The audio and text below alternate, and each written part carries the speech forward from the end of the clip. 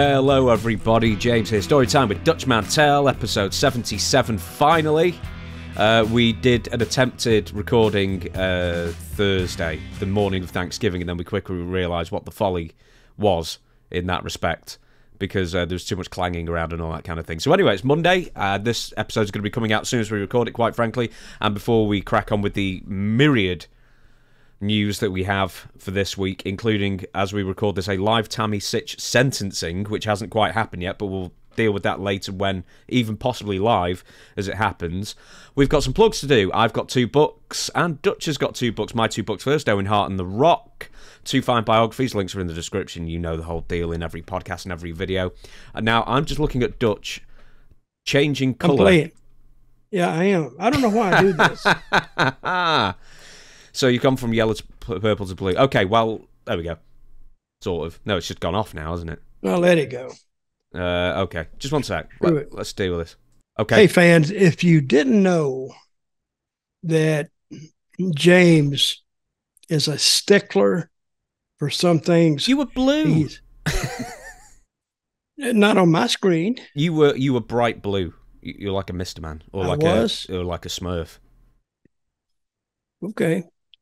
I'll go with what you're saying. Yeah, Papa Smurf, you could be, I guess, in that sense. Okay. You've got 2 books as well. Why don't you talk us through them? Okay. The World According to Dutch, which is my first book. And I wrote this book, I don't know, in about 3 weeks or 4 weeks. And I was writing... I would go out on the beach and I'd take me a bottle of Malibu rum, sit it in the sand, and then I would think about stories I was going to put in the book. And then I would go in that day about 4 hours later, and then I would be in an air-conditioned studio apartment. Then I'd start writing. And I wrote the book total in about, I don't know, 5 weeks, maybe. And then here is my second book, Tales from a Dirt Road. And it's a little bit bigger. I wrote it in about 7 weeks. And it's also has some interchanges in there where my friend Malibu, Captain Malibu, helped me come up with. But they're good books. They're for sale right now. There's signed copies. So just write me at Dirty Dutch Mantell with 2 L's at gmail.com, and I'll get right back to you.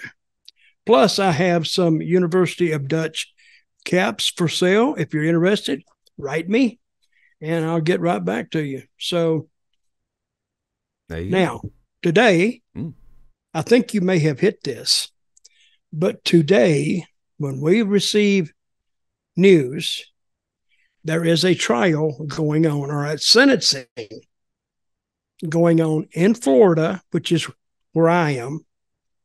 And it's the Tammy Fitch trial where she crashed into that 75-year-old man and killed him.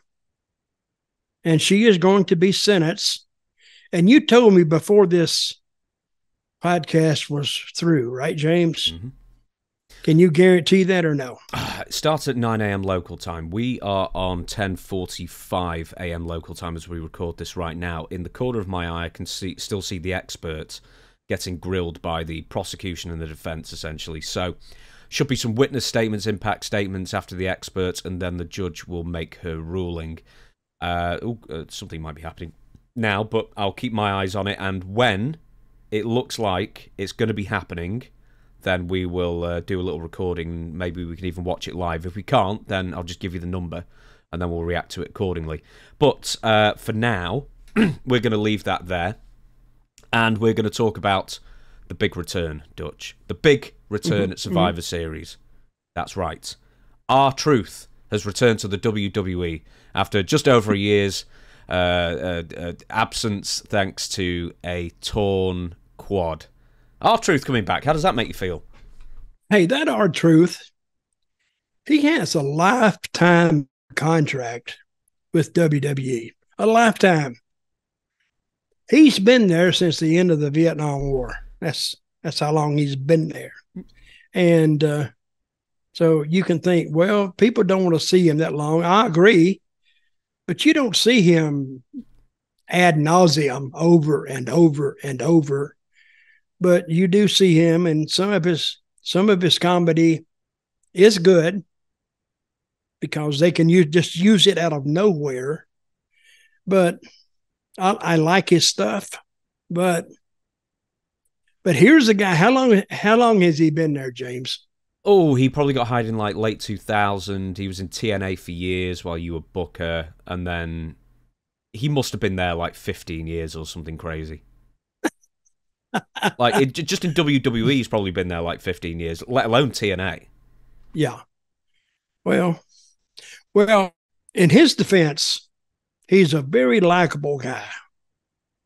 Very likable. If you met him on the street and he didn't know, it don't matter. You'd be his best friend. And he is exactly the way he is that you would expect him to be by viewing his videos. He's a great guy. So, Ageless. But I want to congratulate him for having a job. I don't know what else does he do there? Well, nothing for the last year. I mean, he does wrestle. I think for the most part, he's just happy to be comic relief. But then years ago, when The Rock returned that last time for that last run, he was his first opponent with The Miz. So you could plug him in anywhere and he's fine. Mm-hmm. So, well, congratulations to him. I've known him for years and years and years, and I'm glad to see him do well, make some money, and make people laugh because he's a good guy. He really is. Is it annoying that he's just ageless? He hasn't aged. Yeah, he is ageless. He seems to be. He looks probably younger today than he was 20 years ago. And one reason for that is he's not dry. He's not battling every night. He's not taking bumps. He's not taking slams or clotheslines or taking pile drivers and what the people really don't, I think they realize it.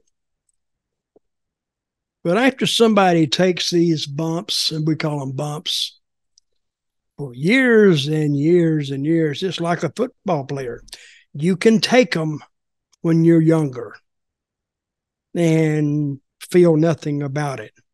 Or you may get a little sore and then you work it out but when you get, and how old is Ron, you think, 50 something? 51. Okay, when you get about 50 years old and think about yourself, anybody out there that's 50 years old, could they go into the WWE and take those bumps? You're not taking them every day, but say you just take them twice a year and you will get hurt. You have to train your body to take these moves. Otherwise, you're really going to get jammed up. So, but he's doing well, and Ron, I liked him even when he was younger, back in when he could work an angle, because he's very, very creative, and he's easy to work with. So I give him all the success in the world, and I hope he continues. Yep, and we're glad he's back because he was out for over a year. Hey, wait a minute. If I was there, if I was in the position that Ron Killings was in right now, would you wish me success in my future endeavors? What, you mean fire you? No, just you just say, hey, I'm glad he's doing well, and I hope he continues. I wish him well in his current endeavors. Oh, okay. But I'm just checking on you. Yeah, I'm just checking on you. No, I like R-Truth.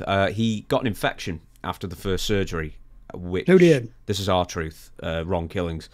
I didn't know that. He tore his quad, and then he got an infection in the area. Then he had to have a second surgery to clear out the infection, which is why he's been out for over a year. But now that he's back, at least on TV, hopefully that means he's on the road to recovery if he's not already there. Now, CM Punk. Now, I knew you was getting to something. This is my favorite subject. I know it is. I think it's a lot of people's favorite subject, to be perfectly honest. I've got many, many questions with it, and actually some very interesting follow-up questions as well. But CM Punk has returned at the end of Survivor Series. Cody Rhodes, Jey Uso, Sami Zayn, Seth Rollins, and Randy Orton celebrate after their War Games victory. Then the WWE, the little thing in the corner, the WWE copyright graphic pops up, signifying the end of the show. Then Punk's music hits. They're in Chicago, his hometown. The crowd pisses themselves with joy, and he does. Wait a minute. There is the crowd. Yeah. We kind of watch our language on this show. Are you rebuking me, if you like that word? The crowd pisses themselves. Rivers of whittle. Go ahead. Rivers of whittle of just happiness happening down the stairs of the arena. He does the whole sitting on the floor thing, the whole it's clobbering time, and then that's it, basically, as we saw it on the pay-per-view. There's a story behind that as well, but for now, the pay-per-view goes off air, and CM Punk is officially back in WWE. So I called it. I know I did. You called it. We both said that CM Punk would be back, and we both said he'd be back at Survivor Series. So a Barry Horowitz style pat on the back for us both. But they did that in such a way that made me think, well, he may not be back. Because if you think of what Punk did, Punk got fired from AEW, just got fired. Because he made Tony Khan timid. Fear for his life. Was the quote. Yeah, fear. He has never been so afraid as with CM Punk. Threatened him. So, and then it went on another, week or so, then they fired him. Basically, yeah. So he got fired, and now the conversation started. Now, one thing you say about Punk has a built-in innate purpose in life, is to get people to talk about him. So he got fired, but if you go back before that, he got fired in WWE too. Mm-hmm. So then he went to AEW and got fired. So we're thinking, where's he going now? And then all of a sudden, all that talk started to float out of WWE. We don't want him. He's hard to work with.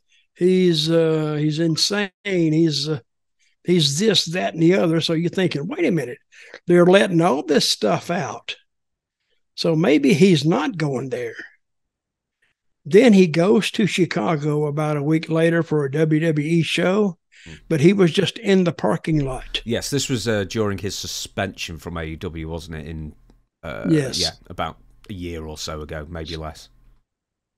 And I'm thinking, wow, this is okay. So when he went to Chicago, and when was that? A year ago? Well, he lives in Chicago. He's been there a lot. You mean a Raw?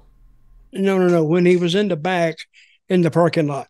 I think it may have even been in this. It may have been this year. I think it was. Yeah, but he was definitely on suspension at the time from AEW. So yeah. So now the people are thinking, you can say what you want to about CM Punk, but the one thing you have to say is he knows how to get people to talk about him. I'm going to put you on a spot here. Do you think that CM Punk got himself fired from AEW on purpose? Yes, I do. Really? I didn't originally think that, but I think that he wanted them to fire him because that goes right along with he's a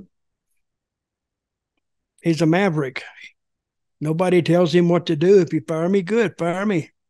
He didn't care.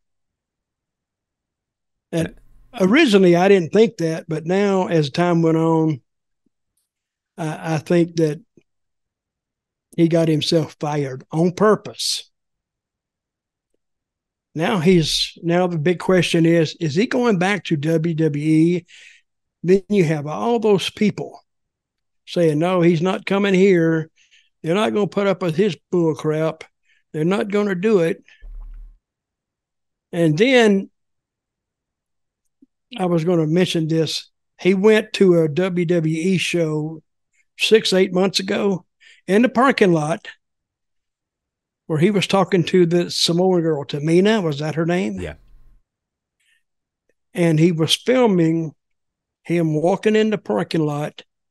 And I'm thinking, wow, he's there at a WWE show. He goes inside. Then we hear that he's been asked to leave because the attorneys are there and they think they're going to get sued, which everybody understands lawsuits. So he's there. Is he looking for a job or what's he doing? And then as it comes out, Punk gets fired from there, and then here it comes for Survivor Series and WWE. And lo and behold, it comes out, the music, there he is sitting on the stage, and there he is. Let me give you some of this then. So Punk's WWE deal was highly secretive. Only Punk's camp, Triple H, and Nick Khan supposedly knew. So that means that excludes the likes of Ari Emanuel. Hey, we knew. We knew. Of course we knew. We knew it all along. Ari Emanuel, head of TKO, possibly even Vince McMahon, didn't even know this. So about 10 days before Survivor Series, this is when the contract is signed. Has been suggested a multi-year deal. But at this point, people are even arguing whether he signed a multi-year deal. We don't even know if he's going to be working a regular schedule or it's going to be more of a part-time deal like Roman Reigns. At this stage of the game, I'd probably think that Punk isn't going to be on the road full-time. I don't think he would be on the road full-time. I think he may start out like that, then they'll pull him back. So it was like a welcome. If they start showing the talent that he's being treated with deference, he's not there every night like they are. The talent, they won't like that. So, but again, like I said, he has the ability to make people talk about him. And I congratulate him on that. We don't even know at this point, because various wrestling journalists are arguing on this point as well, if the main event players of Survivor Series that night knew if CM Punk was going to come out at the end. Now, I sort of find that hard to believe that they wouldn't tell them, but it's wrestling. No. Sometimes you kayfabe your own employees. Oh, I've been kayfabed. Oh, yeah? I've been kayfabed a lot of times. Example? The Bastages. I was with it was when ECW was trying to do a hostile takeover of WWE. We went out in a New York show, and there was Punk. I'm sorry, not Punk. There was Paul Heyman, and remember Sandman, Tommy Dreamer? He was in Philly, in fact. It was Mind Games. Yep, it was Tommy Dreamer, right. I had to think. Sandman and Paul Heyman. And they were all there up in my face. Yeah, blah, blah, blah, blah. But they didn't tell me. So I said, well, what would they have done if I'd have just pulled back and punched the crap out of one of them? But I didn't, because I'm such a professional. But if I have, I don't think that would have went good for me. They had to stop Jerry Briscoe from doing that because they didn't tell him either. Yeah, but you see, you take a big chance when you don't tell your own people. So they can come off and they say if they saw Vince, he was somebody grabbed him and they had set that up. Well, Briscoe would have punched him. Probably some of the guys would have punched them. So now we got this big thing going on and it's all set up, but they didn't tell us. I think the talent, if that was set up and they didn't tell the talent, I think they'd have had a fight later on between the talent and the agents or whoever came up with it. But yeah, they have a couple of times they didn't tell me. They did it on TV one time too. And I mean, they can make you feel like this is not a part of the show.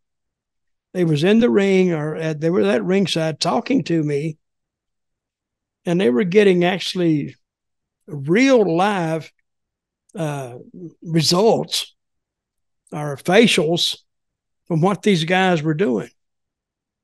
And it was really funny to them, I guess, but it wasn't funny to me. And I wish they hadn't have done it because it could have ended badly. And it could have ended badly for me, to tell you the truth. If I'd have punched one of them could come back and punch me, then here we go. So CM Punk was indisputably AEW's biggest star and ratings draw while he was there. And the question I've got for you really is, Rampage is now doing record lows, Collision's doing record lows since Punk's firing. The ratings have sunk for Collision for the most part. And in the last 8 weeks, not that he was ever on Dynamite, but this is just sort of symptomatic of just AEW at the moment, is bang on 800,000 viewers average for the last 8 weeks. Will Punk's return to WWE further damage AEW's reputation and value in the eyes of the fans that are still watching? Or will AEW see no difference, essentially, for Punk moving from AEW to WWE? Essentially, is it damaging to the AEW product? Oh, I think they'll see a big difference. Yeah. Because the majority of the fans, I think they want Punk there just to see what he's going to do. Because what he did in AEW, it wasn't anything really. It wasn't anything to write home about. And so I think they're seeing what the top company can do with this guy and see if they involve some of his past and bring it back home. So I think it looks good for Punk on that side. You don't know yet, but what do you think the ratings were for AEW on Friday night, Saturday night? I would love to know. We you don't know that yet? No, we won't know that until Tuesday. I think because it's on a Saturday, it takes a few days to come out. But because Collision and Rampage both went against Survivor Series, I think, or at least Collision did, I know that.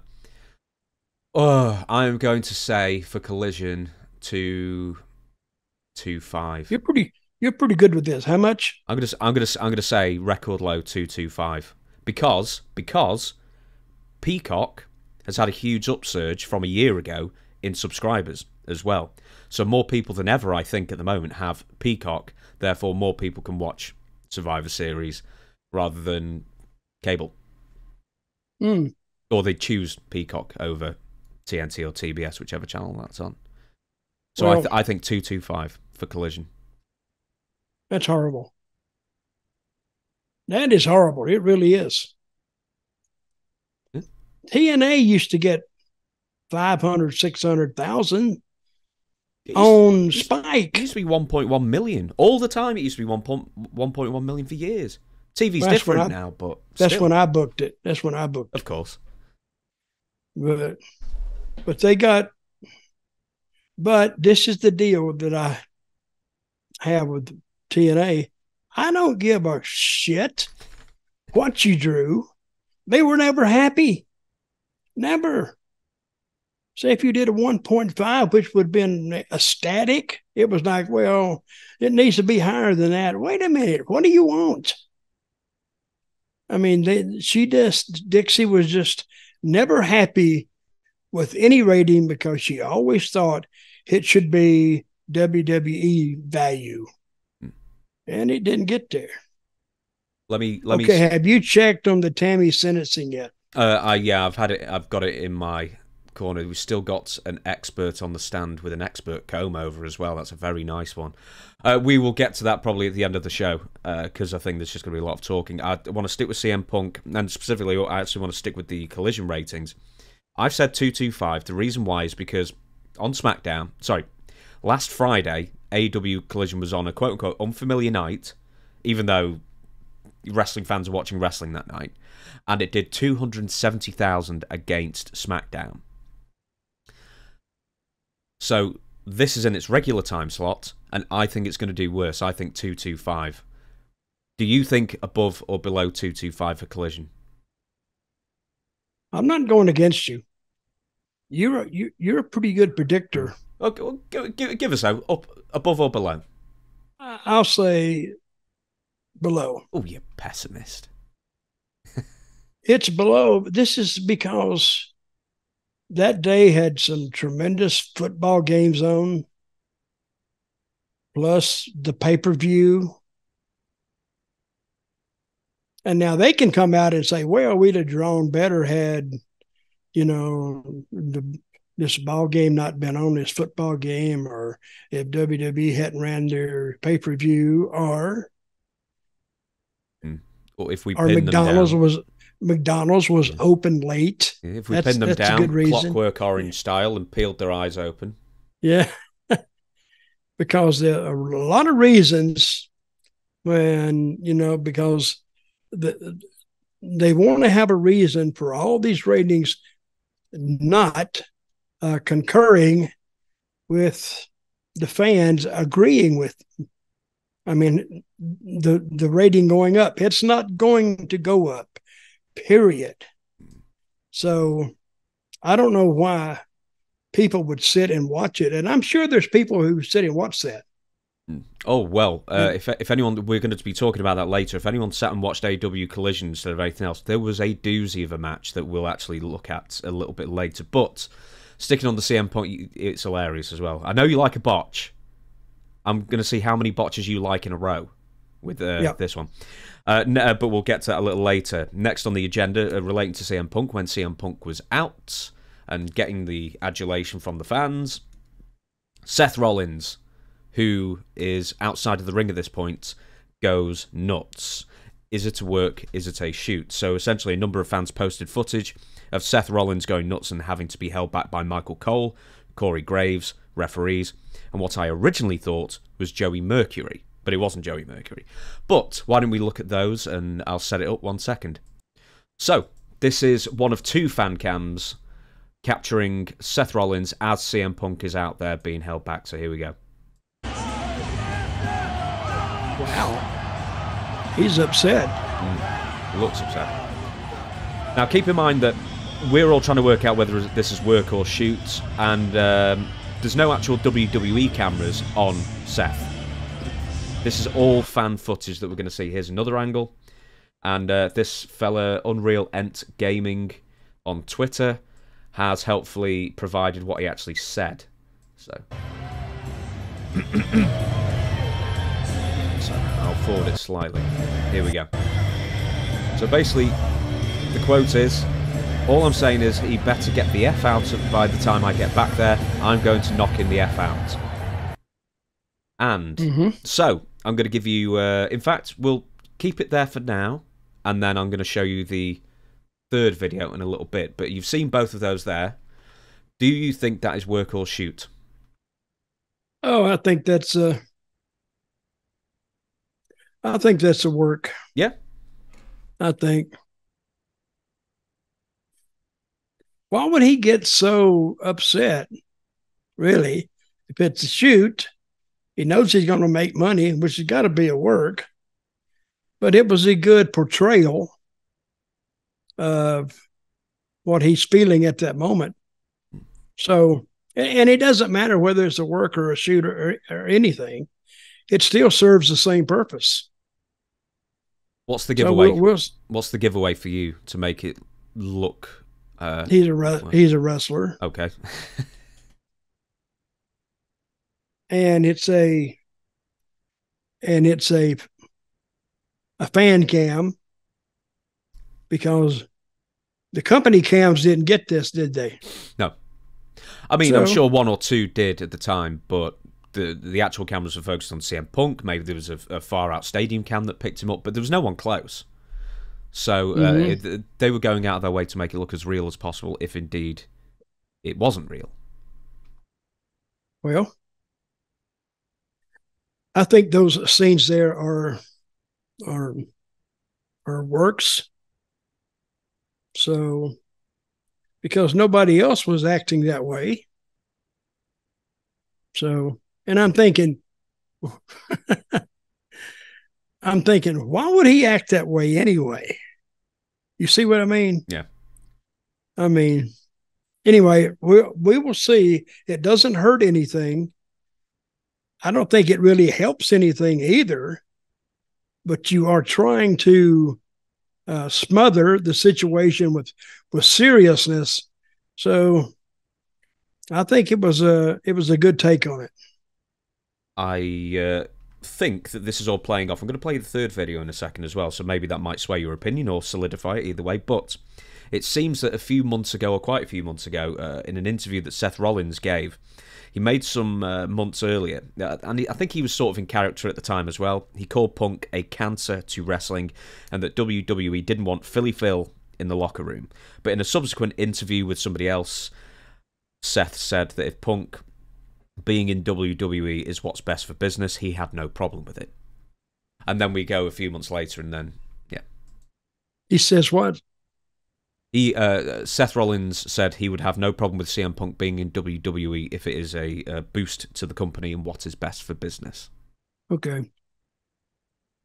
All right. Now, I'm going to show you the third video. So 1 second. Another fan cam, and editor Chris helpfully put some subtitles to it. Years has done nothing but try to tear this place down. Instead, I want to take my time, waste my breath, use my breath. I'm talking about the people who've been here all along.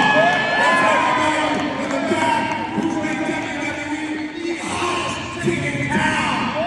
That's every single. There you go. Mm-hmm. Mm-hmm. So, that was from last night as we record this, a house show live event. So what is he actually saying? He's saying, boo CM Punk, and we appreciate the current WWE roster who made WWE what it is today, and CM Punk is piggybacking off it. And he's not welcome, kind of thing. It seemed more in promo mode, that one. Okay. I think it's in promo mode too. I think he was just trying to kill time. They can take out what they want to take out. Is it real? Is it real as a wrestling promo can be? I guess. But the damage is done, or the angle is shot, and now they're trying to work their way around it. But it's nice to have just... I like it. I do too. It's great when it's just that little seed of doubt. Even if you're absolutely sure, you're never fully sure. And that's what gets people to the matches.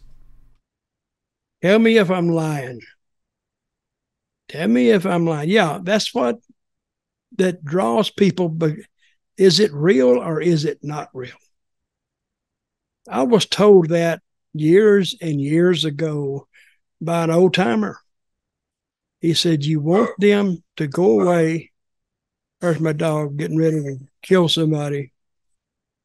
You want them to go away from the angle and saying, okay, I believe that really happened. Or he really believes the angle, what happened to it. So they've done a good job with this, I think. I think. Now, which makes you think if they're going back 5 weeks ago, this has been in place for a while. They claim 10 days. In fact, Triple H said that it was reported weeks ago that they had talks and the talks essentially broke down. And then Triple H's reasoning, I don't have the quote here, but it was something to do with the fact that if WWE, if it was best for business, and if the fans told him they wanted CM Punk, then Triple H would sort of put aside whatever bad blood he had, or CM Punk would, and they'd all work for the greater good in that sense. And as I say, the actual signing of the contract only happened 10 days ago. So it was rather a quick process from zero. Are we going to have a promo signing on TV? A promo signing? No, you know where they have a signing? Well, CM Punk on TV. CM Punk is going to be on Raw tonight. So when we record our next episode on Thursday, we can refer to it and see what happens. Mm-hmm. Okay. Now, Drew McIntyre, and I don't have any footage of this, sadly, because it wasn't recorded, storms off. So he was also in the main event. He was part of the losing side with Judgment Day in the men's War Games match.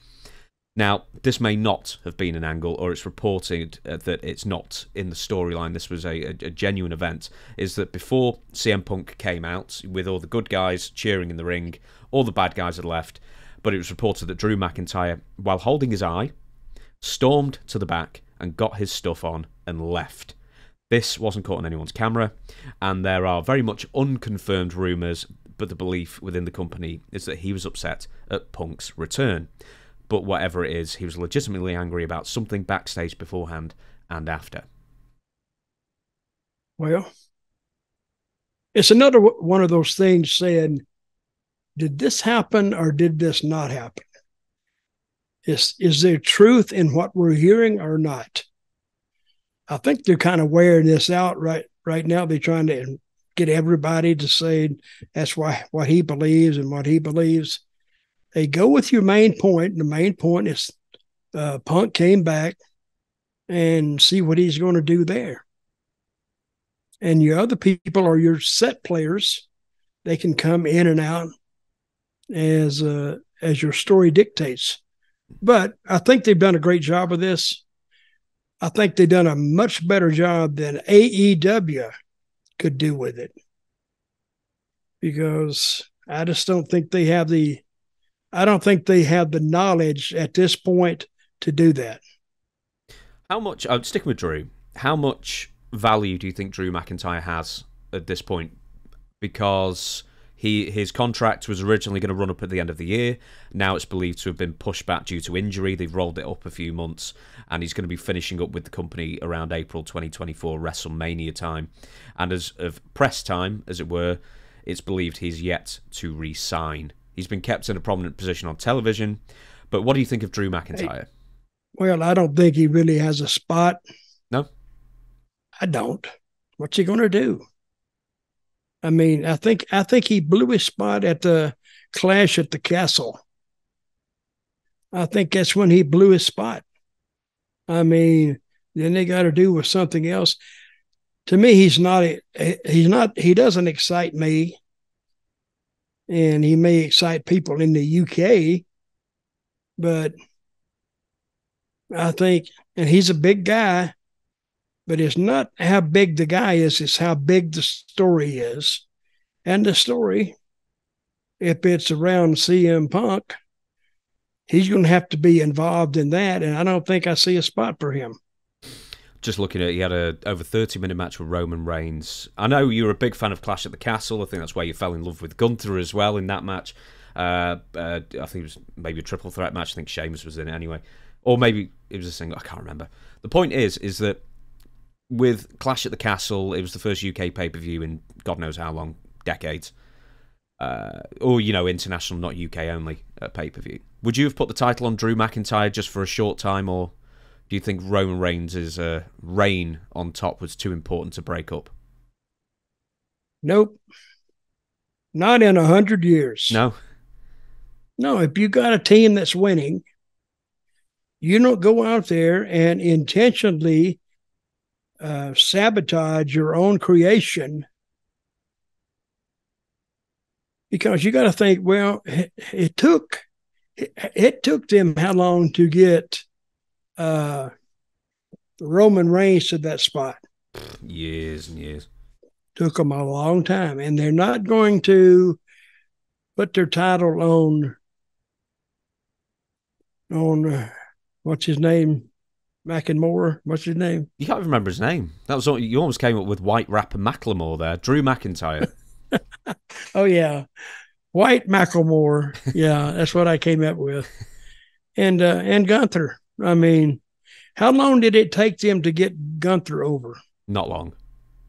He was on the main roster, and he was pretty fast. Yeah, but I'm saying his matches, they would have 10 minutes to them, and He beat some pretty big names. Mm-hmm. He just beat them up. Beat Miz at Survivor Series as well. I won't bore you to death with all the Survivor Series stuff, but he should have beat Miz. Definitely, I think. I heard it described, and the match was described as above average for Miz matches and below average for Gunther matches. So, oh yeah, I can believe that. Yeah, it was a bit of a weird ending as well, where he sort of like you'd have to watch it, but at the end, Gunther tried to do like a splash, but he sort of put his knees down like he was expecting Miz to react or move out of the way or whatever it was going to be, and then Miz didn't. So there was a bit of a weird ending, but essentially Gunther won clean and moved on. Now. Am I going to ask this, or am I just going to move on? No, forget it. I'm going to move on. I'm not even going to give you the results, because if you really want to know them. Apart from Santos Escobar, you've been watching SmackDown every week. Yes. Do you see much potential in Mr. Escobar as a fresh heel? I think the jury is still out on him. I think he needs to see if he can catch a whiff of Eddie Guerrero to kind of spice him up.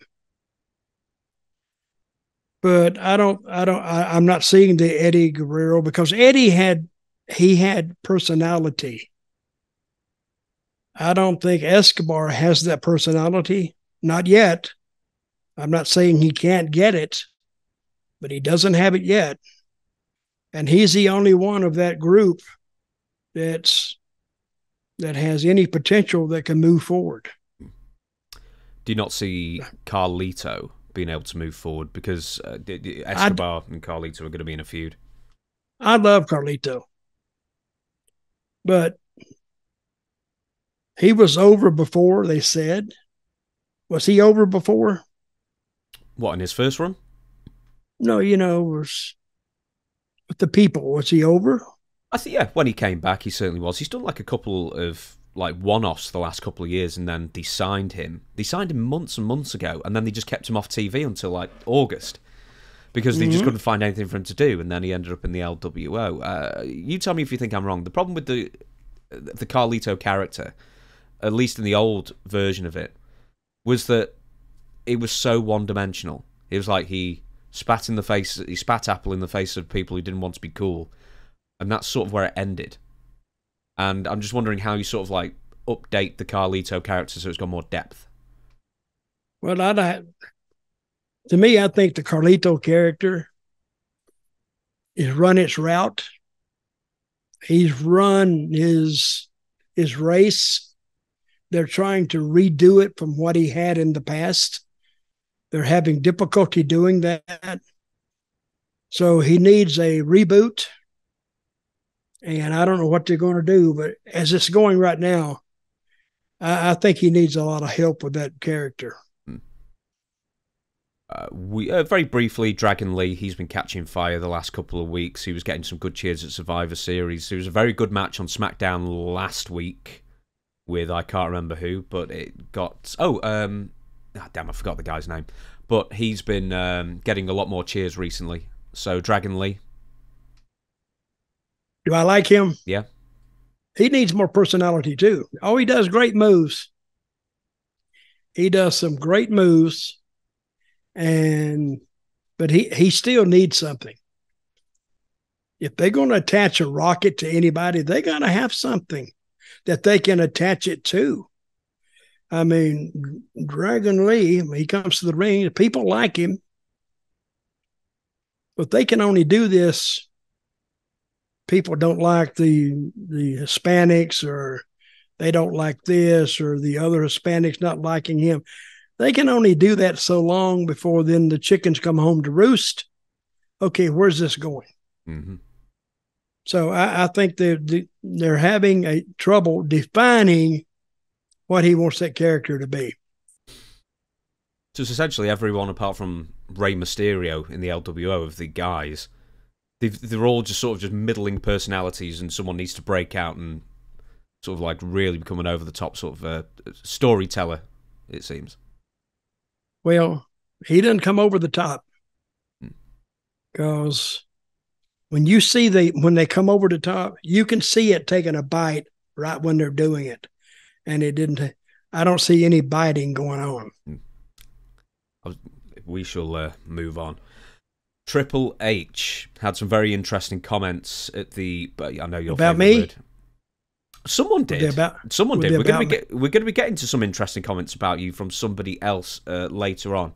But Triple H said, when asked where Jade Cargill has been recently after debuting on WWE television in out-of-the-ring scenarios, so she was all over TV for a couple of weeks and now she's disappeared, Triple H had the following to say. I have no less belief in Jade now than I did then, when he signed. Or he signed her. It's interesting, when she came in, we talked about her development and where she would land.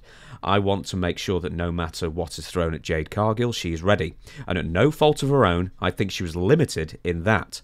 So the idea is we exposed her, we made her be seen, people are understanding, and they are waiting, and they're excited for her to come. And when she does, it will be massive. I don't want to pitch to get thrown at her that she's never seen before. I want no matter what that pitch is, she's going to crack that thing out of the park.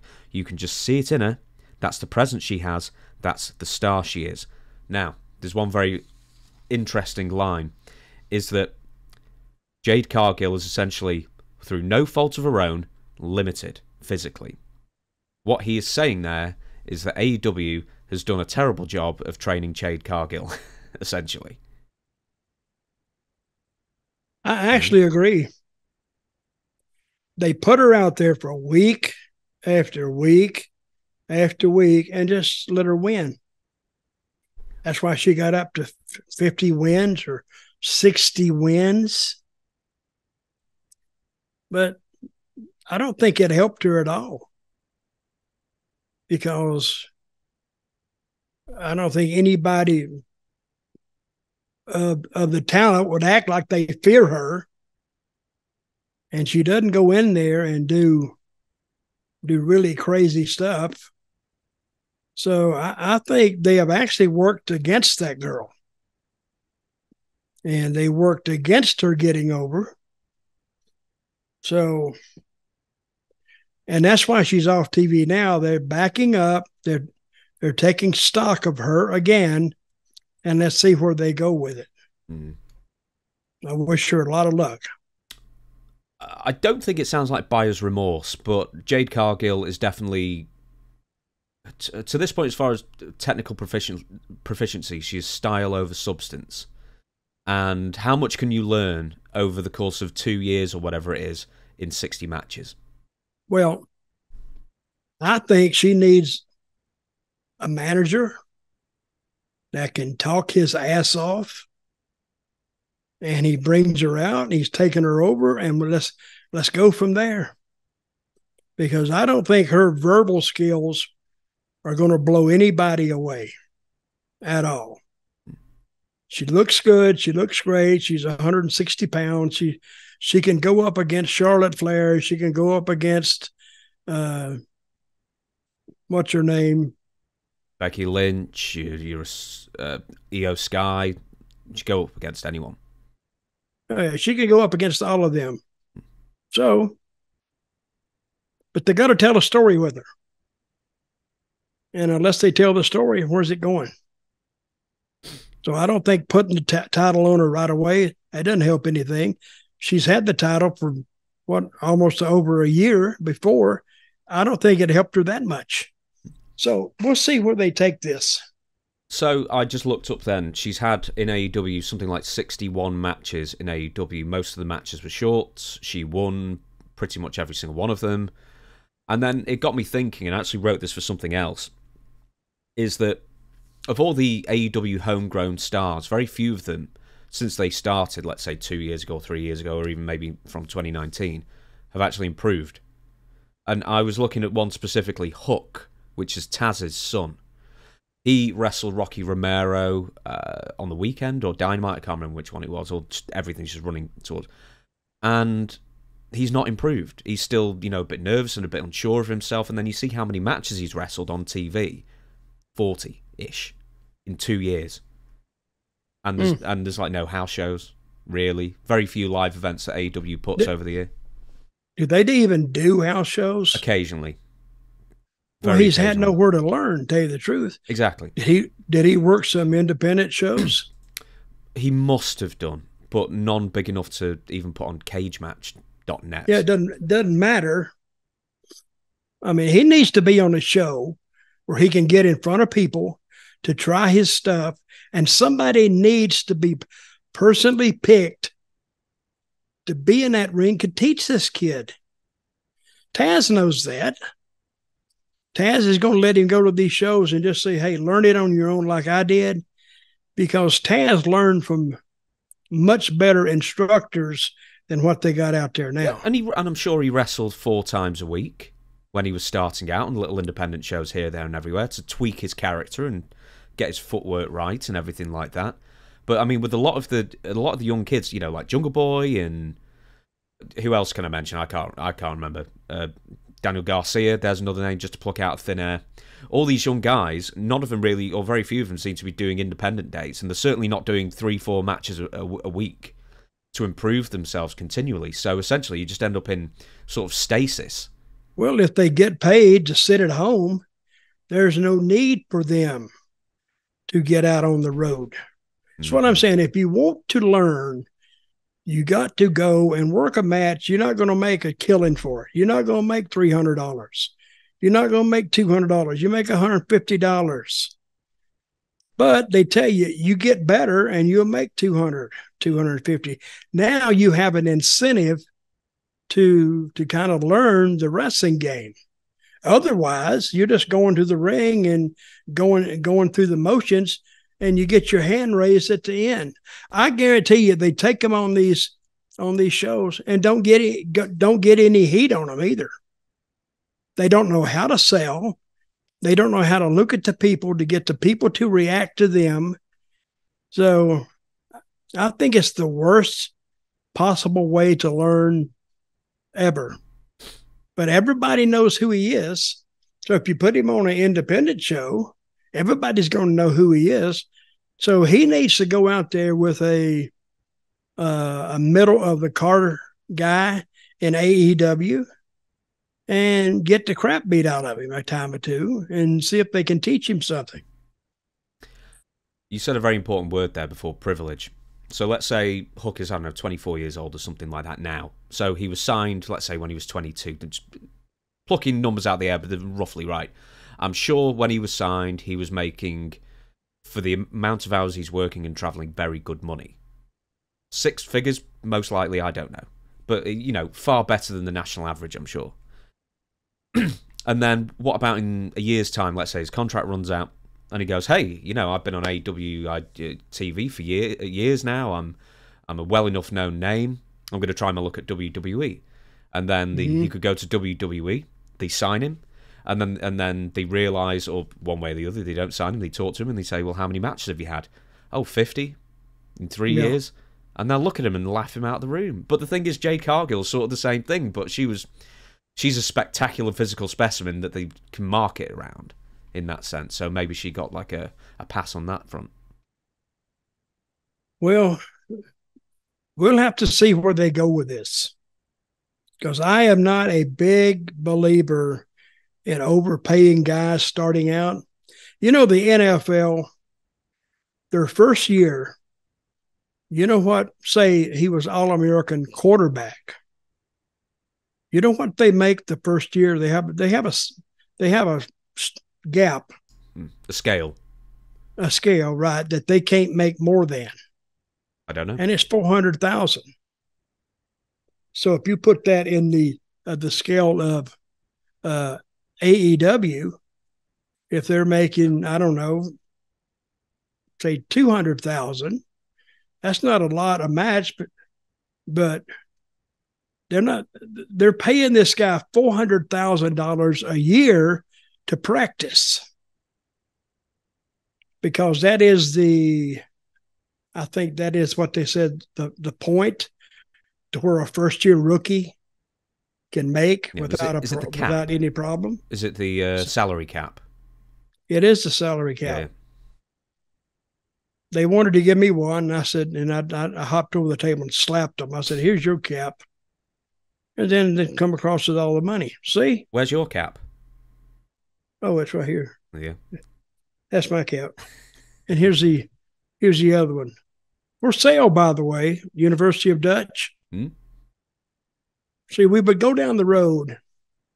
The University of Dutch was always in session. Always. We go to a match, it's in session, going to the match. And we get out. And we walk in the dressing room, and they bring over your opponent. Okay? So now we start thinking about your opponent, or whoever's facing him does.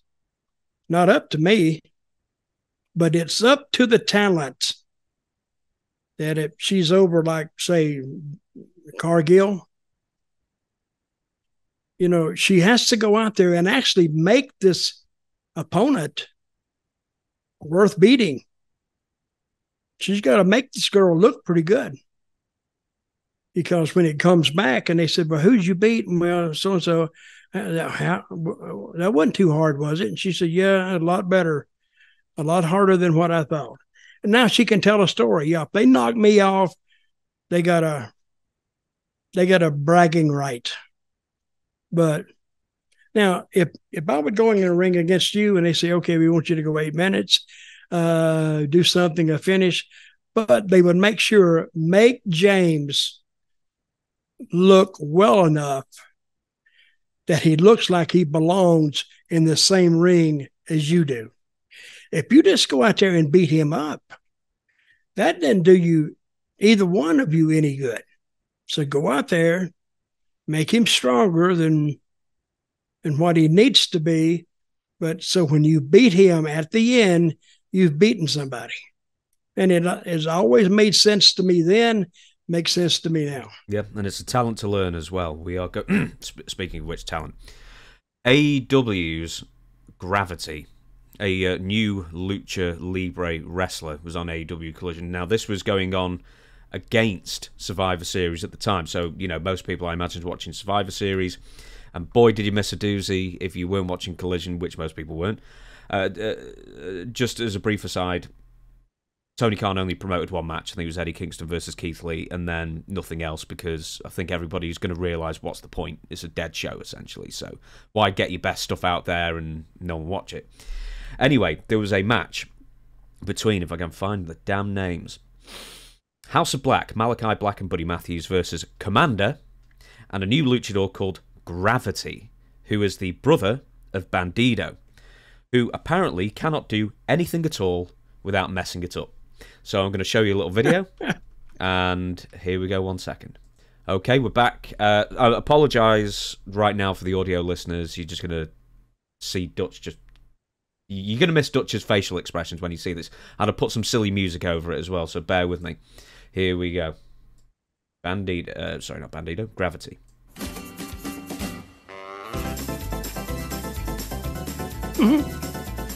That's the tamest one.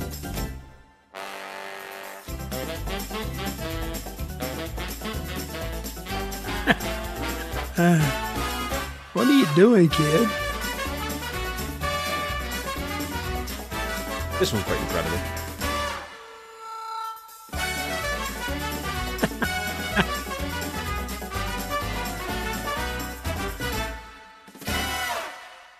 So I like the last one. Whoa, I've clicked on something. What the hell have I done? Oh, I clicked on something else. Now, do you want to restudy any of those? No need to restudy them, but It's fine. now, who is this guy, Gravity? Yeah. His greatest enemy is Gravity. This Gravity, if he's that bad, coming from Mexico, nobody's taught him anything. And the Mexicans do teach their people some of these moves, but apparently in this one, they didn't. And it makes, and not only does the guy look bad, his opponent looks bad too. That's why you got to take this guy, anybody that's going to see, if I go and ring against you and I'm going to beat you, I want you to look as good as I can make you look for a short time anyway. But the guy, he just looked like a stumble bum. and he didn't really get anything over. Didn't look like he was a wrestler. He didn't look like anything. He looked pathetic is what he looked like. There's something special about when a lucha libre match goes wrong, because like with a normal match, you know, things happen and it looks clunky and everything, but with lucha libre there are so many parts to every move that it's like 5 micro botches into one giant botch. And keep in mind, I wasn't picking out the worst bits of that match, what Bandito did. He messed up, aside from a cross-body block, anything that wasn't a strike, he messed up every single move. That was a collection of all of them. Put together. Put together. It's called Bot City. That's what it was. It's funny, isn't it? And I wonder, when they took that back to the studio, how did it look when it came out? I think that was live. I think that was a live broadcast. Hey, nothing can go wrong when it's live, pal. What they told JR, let's have this match here. I don't want, let me do this interview over Cape, pal. So it's live. Who did he tell that to? Sid? Sid, yeah. And he sort of goes, can we just roll that back? Well, we can't, pal. That's live. Good times. But, hey, now, you think whose fault is that? Well, I'll tell you whose fault it is. Basically, is the talent. Oh, you're going to say the booker? Well, it can't be the booker either. It can be. Yeah. Oh, actually, I just want to add one more thing. So, Commander, who's not afraid of a botch himself, this was Gravity's tag team partner, looked very good here, and he seems to be hitting all of his stuff. And of course, he took the pin, because he always takes the pin, and he's been booked as a jobber ever since, you know, he debuted, and he's just a jobber for life, essentially. And he probably didn't pin Gravity, because somehow Gravity would have ballsed up the pin. Probably would have just like or something. Next, I don't know. That's your department to pick these matches. Yeah, I'm just commenting on them. Next on the agenda, and this is something that hasn't been released yet, but I haven't got the video for it either, so I'm going to have to sum up the comments. I interviewed Tully Blanchard on the weekend, and he said something to me that I was very interested in discussing with you. So this is sort of a sneak peek of that interview. Tully told me that in his 2-year stint in AEW, because he was a manager and he even did one wrestling match, that not one person in AEW, not one worker, not one wrestler, not one performer, came up to him and asked him for advice. And, to make things worse, nobody has ever, while Tully was there for 2 years, ever went up to Arn Anderson and asked for his advice. What is going on? How could you... They're two of the greatest.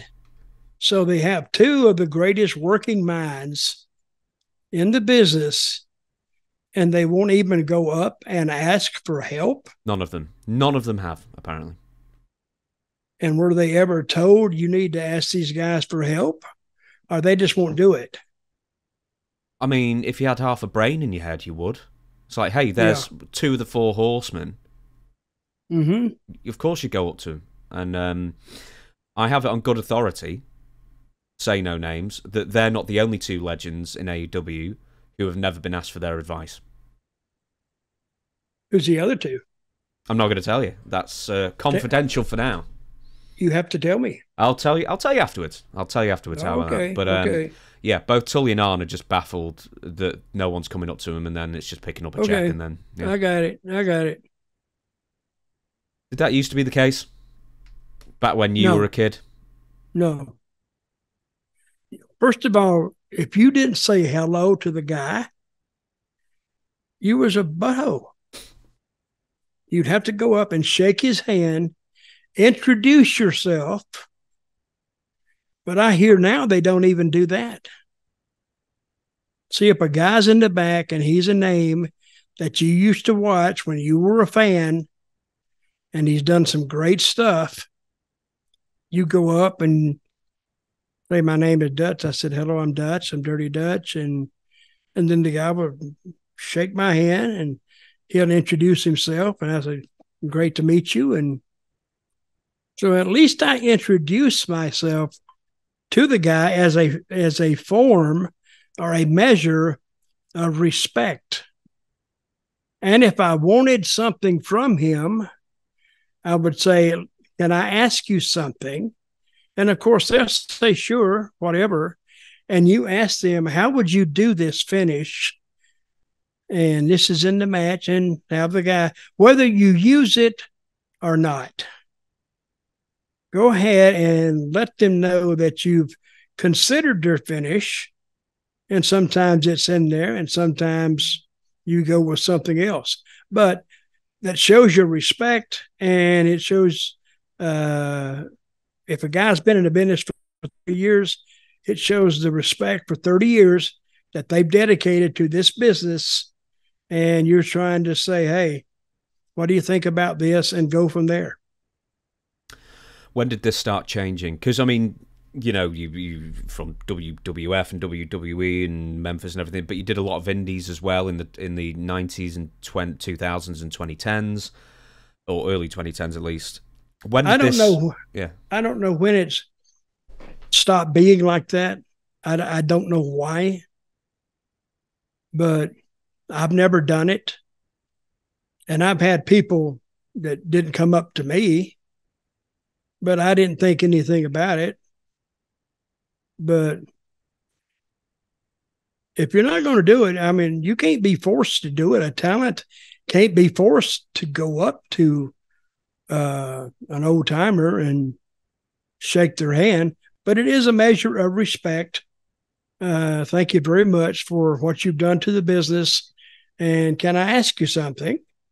And whether you use it or not, or you ask him for his logic on the wrestling business and what was your best logic anybody ever gave you, then you're engaging them in conversation, which makes you get a lot of good answers if you do it like that. But I've seen guys sit in the same dressing room for 6 hours and not ever meet the guy sitting right over across from them. Now, tell me wherever that came in, I don't know. In a future episode of the Franchise University with Shane Douglas that you can find on all podcasts and Shane Douglas. What does Shane say about it? Well, this is exactly what I'm going to say. Someone wrote in with a question and said, has AEW or Impact or WWE ever come towards you, made an overture to... sorry, someone's just ringing me then. Basically be a producer or agent or something in that vein. And he said, no, none of them have. And especially with AEW, he feels even if someone did ask for advice, the business has changed so much since when he learned and since when you learned, that even if I gave them the best advice, it wouldn't translate to today's wrestlers because they pre-plan everything. They don't react to the crowd, you know, like a stand-up comedian kind of thing. You know, if the A material's not working, hit them with the B material, that kind of thing. And just advice of the old-timers back in the day isn't even relevant to wrestlers today because just the business has changed that much. It's a shame to see it in the condition it's in today. Now, AEW, they have a pretty good TV show. But if you're talking about their just rank and file talent, they have no way to learn it because you're having people teach them that don't even understand it themselves. I may be wrong on that. I don't want to say anything out of school about that, but it looks like to me that they're seeking advice. But you can get advice, seeking advice, but yet not even trying that advice out. See, they want every match to be like a 10. Some matches are not going to be 10s. Some matches, the most you're going to get out of there is like a 6. So don't hurt yourself by trying to get a 6. Because that's all you're going to get anyway. But they need to go to school every day. to learn this. And if he's going to have a wrestling school, I think they have to go almost every day. And if they're working, well, they got to show up at 5 o'clock for an hour and a half session, because then they're learning the business, learning how it's done. And not only are you learning how it's done, you're learning the political side of the business as well. So we'll see. We'll see where it leads. Guess what? What? Tammy Sitch, we believe, has been sentenced. I don't know what the number is. I'm going to share it with us two, and we're going to watch it live, and we'll see if it's right. So bear with me 1 second. Damn, oh my God. Don't tell me. I don't know what it is. Or have you found it? I haven't found it yet. Oh, fucking hell, I thought. I was just saying that. Oh my God. You're saying, don't tell me. No, do you know what? Do you know what my friends just sent me? I'm gonna message you.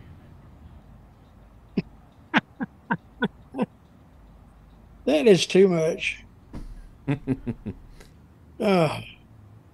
So, next on the agenda, as we've got one eye on Tammy Sitch's sentencing being announced. We don't know what it is yet, but I've got one eye on the thing straight away. Adam Page. So this was about a week ago. It's sort of old news now, but I wanted to get your opinion on it anyway. Adam Page on AEW Full Gear pay-per-view the Saturday before last drank Swerve Strickland's blood on pay-per-view. Did you see it? Yep, I saw that. I'm thinking, why? Why would you do something as gross as that? Because I'm thinking, if the advertisers see it, why would somebody want to advertise on a show that they see one participant drinking another participant's blood? Is this damn the midnight hour or what? We got vampires running around here. It's a wrestling show. And I know they didn't like each other, but why would somebody drink another person's blood? I don't get it. I don't think it helps you get any more over. It's disgusting. And I just don't get it. For him to put his mouth under and the guy drips the blood into it, I don't get it. Have you ever seen that? Have you ever seen that ever in any other promotion? No. And I don't want to see it. If you want to see somebody do it, check out an Abdullah match. Isn't the blood enough? But you got to have, this guy's so crazy that he's drinking the blood. What the fuck is going on? How does that change anybody's perception of Hangman Page? I don't get it at all. So he can probably do it. And I don't know. But I don't think nobody's going to be coming back to him in a year or in 6 months saying, I watched you when you drank the blood from Swerve. It was always beyond the pale. It was cutting edge. Get the fuck out of here. It was stupid. It really was. And will work in the long term of getting you over.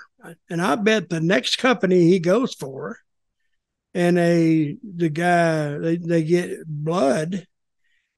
If I was the booker, I'd tell him explicitly, don't drink the blood, okay? I mean, we're not selling blood. We're not selling it at a quarter a quart. I mean, $2 a quart. Don't drink the blood. Now, that goes beyond the health value of it. What if people are sick? What's a blood disease? AIDS, hepatitis.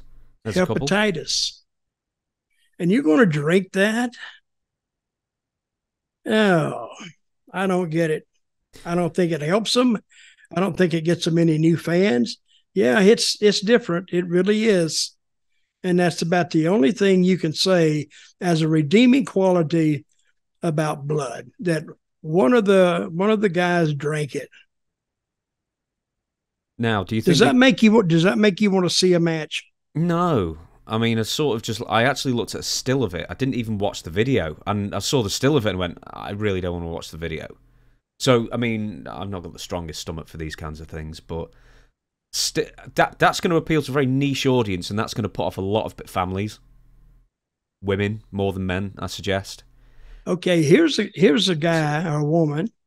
Their kid is watching, 6 or 7 or 8-year-old kid is watching this, and all of a sudden they want to be like these wrestlers and drink the blood. Oh my God. What do you think? You think you're going to get some blowback on that? Mm-hmm. I think they made a bad choice with that. They could get a sponsor, though, for this match. They could get a what? Like a sponsor for the match. This match sponsored by Red Kool-Aid or something like that, you know. That would be great, really. Right after he does it, and then you roll it in right there. Red Kool-Aid, blah, blah, blah. And, and then go back and they're bleeding all over the place. It's better than blood. Something like that. Don't try blood when you can have the greatest substitute.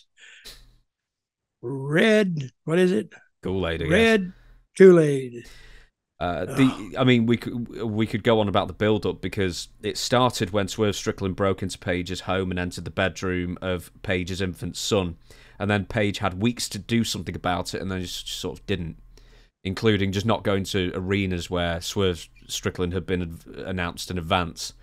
So somehow it went from extraordinary start-off to no follow-up to a blood feud match that culminates in, well, it starts with barbed wire boards and staple guns and steel chairs and stuff like that. Then it sort of culminates in blood drinking in the middle of the ring. So it sort of goes from 100 to 0 to 1,000. Well, how long have they been working this angle? Oh, weeks and weeks and weeks. And that's the blow off to it? Swerve Strickland did win that via knockout. So at least it continues. But I mean, where do you go from blood drinking?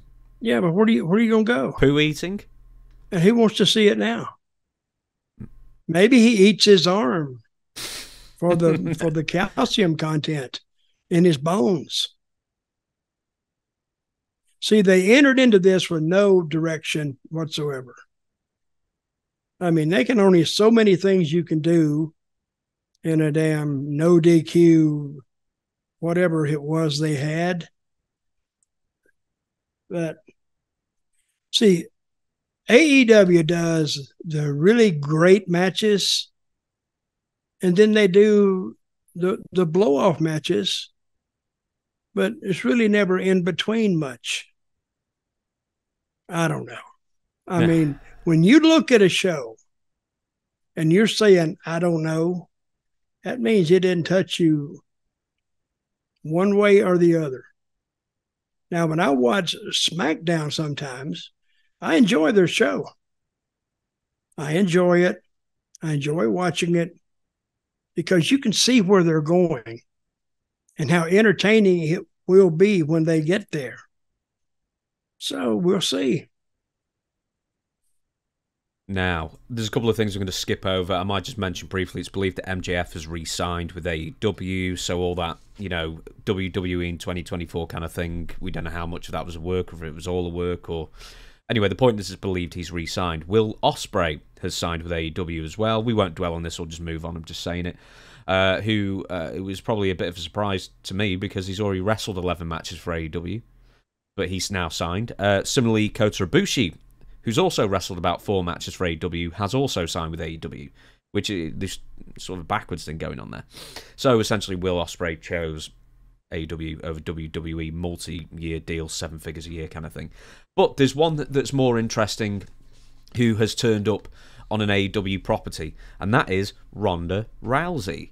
So on Ring of Honor, so this was only on Honor Club, which is their over-the-top streaming service, She made a couple of surprise appearances on the Indies since leaving WWE after SummerSlam 2023, and then made yet another surprise appearance, this time for Tony Khan's Ring of Honor show, teaming with Marina Shafir and defeating Athena and Billy Starks. Where do you think Ronda, if anywhere, actually ends up? Do you think she's ever going to sign another contract, or is she just doing this to just do it?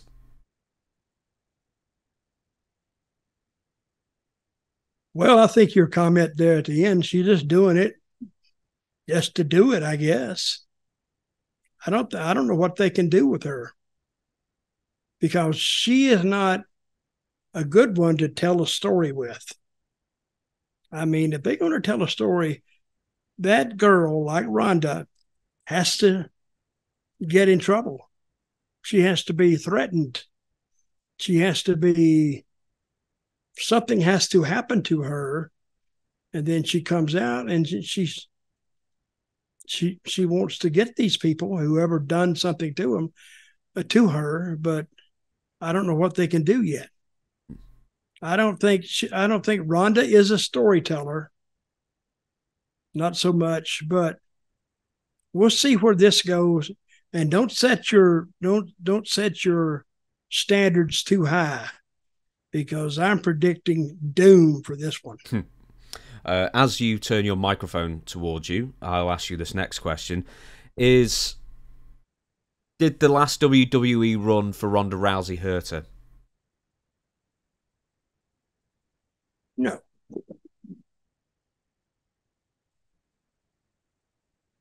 Did it hurt her? Yeah, in the eyes of fans, in her ability to draw. Well, does she have an ability to draw? I think she did the first time. Her first run she did. I mean, she first helped. Time. Yeah, the first time she did. The second time. She was new. And we didn't know what she could do. But now, that first, you're talking about that first run. Yeah. That probably did seal the fate on her. Now she's back in a lesser role on a streaming channel, and she's working with these girls with no story, just having matches. So I don't think that we're going to expect. I'm not expecting a lot out of her at all. Okay, let's say this then. Let's say Tony Khan offers her just crazy money and says, "Come to AEW, and do 10, 15, 20 matches a year, because everyone else seems to do that many for them." And she accepts. Can you build a women's division around Ronda Rousey in 2023? Or I don't think so. Why not? What are you going to build around? She's not going to. They got that Jade girl. How many people can you build around?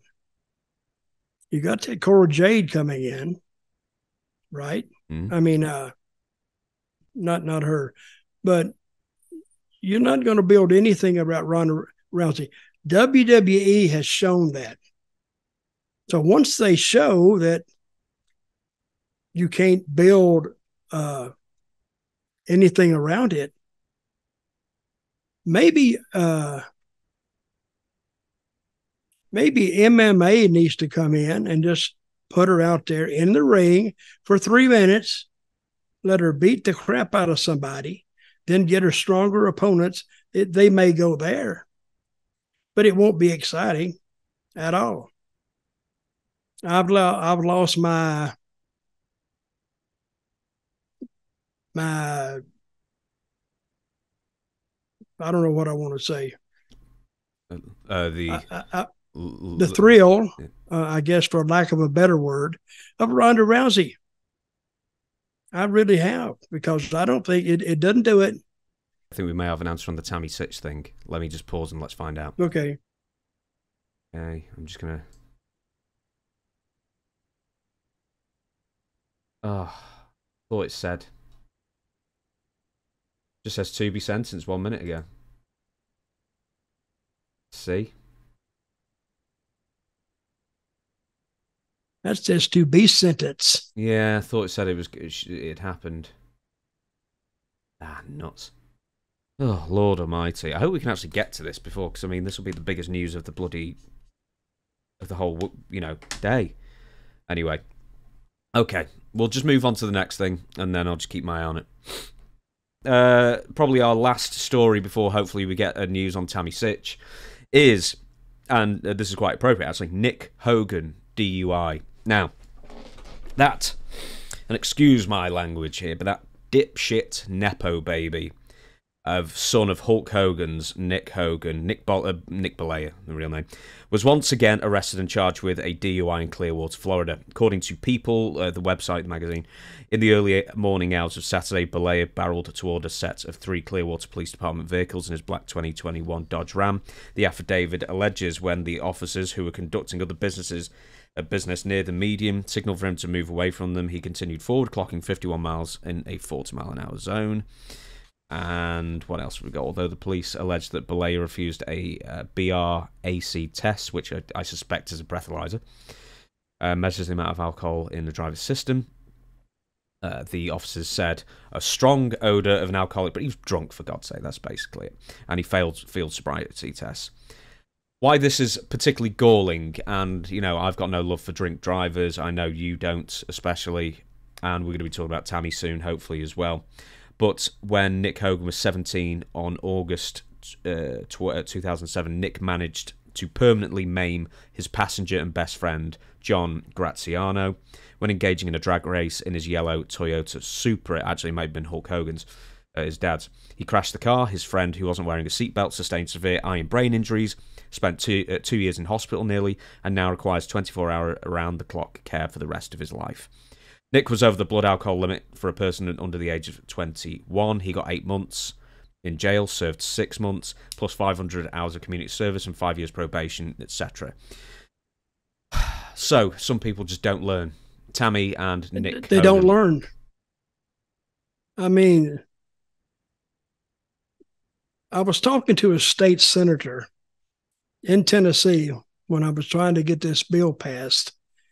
And he kept looking at me like, well, yeah, we can get it done. We can get it done. But I'm thinking, well, what is your reluctance? I says, does this incident have to happen to you personally for you to get engaged in this? Do you want somebody to hit your daughter or your son or your wife or your child, young child? Because he's taken somebody from me that will never be returned. And I think the laws, they should reflect that. And the sentences should reflect that. In Tammy Sitch's case, that man will never come back. He got hit that day just sitting at a red light because she was drunk, not paying attention. She hit him like 50 miles an hour. I don't know why she's not dead. But remember, I heard this when I was a kid. The drunks don't get hurt because they're already going with the car anyway, or the movements. But the man that was sitting in the car waiting for a light to change, she just barreled into the back of him and killed him. So I hope Tammy Sitch, I think whatever her sentence is, if it's underneath 15 years, I'm going to be highly disappointed. And I think it should be 15, maybe 20. Focusing, because I do apologize. We'll be talking about Tammy in a second, so we will bring all this up. I've got 3 pages on it. Just focusing on Nick here. He's already gone to jail once as a minor for causing, permanent damage to his best friend, who got a $1.5 million settlement, by the way. But now as an adult who's got another DUI, will he see prison time for this because of the prior record, or will that have been expunged, or will it not come into account because it was so long ago? How long ago was it? 2007, so 16 years ago, while Nick was 17. Well, he hasn't learned anything in 17 years, apparently. Yeah, he needs to go to jail for this. He needs to spend time behind bars And every day he wakes up in that prison, he needs to think what he's cost another family. He's cost them their grandfather, cost them their father, their uncle, their brother, their cousin. He has caused all of that grief, and he needs to pay for it. You know, a lot of people look at prison like, oh, they won't do nothing. But that's what prison is for. You know, prison said, well, they put them in prison for them to do rehab. Bullshit. Put them in prison to keep them away from me. Keep them away from you. Keep them away from somebody else that they don't know on the street. Because Tammy Sitch, whatever her name is, has been charged about 8 times or more with drunk driving. What is the big deal with this girl? The most she served in jail was, what, 1.5 years, maybe? Not that. And then gets out. How much? Not even that. I think about 8-9 months is the most she served. And she gets out, and then she goes and kills somebody. Did she mean to kill it? No. Did she get drunk and kill him? Yes. That means I don't give a crap. And you do what you want to. I'm still going to drink. So I hope they throw the book at her. And I would probably be bitching about the guy who killed my granddaughter, except he died as well. Mm-hmm. And when I heard that he died, I hate to say this, but I kind of said that, well, you deserve to die. Because but when I told those state senators, they were, you know, of course, they're trying to get this bill through. And I'm thinking, does this have to actually happen to you or your family for you to take a personal interest in sentencing drunk drivers? So when you put them in there, I mean, you put them in there. Jail is not for rehabilitation, not in the drunk driver cases. Jail is to keep those people away from everybody else. Hopefully enough time that they won't kill anybody. Maybe they will learn something in prison. Maybe they won't. But I don't know. It's a sad situation. Okay, everybody. So because the Tammy Sitch verdict or the sentencing hasn't come through yet, we are going to draw it there, and we will refer to it either on Thursday, or if it happens in the next few minutes, then we'll start recording again, we'll add it in. Otherwise, thank you very much for watching, everybody. We will be back on Thursday for our regularly scheduled Storytime with Dutch episode. We don't have a question and answer session this week, so essentially it's going to be Storytime 77, then on Thursday it's going to be Storytime 78. So for now, thank you very much for watching. We're sorry we missed you for a few days, and Dutch, we the people. We the people, take care of your health, because it can get away from you in a second.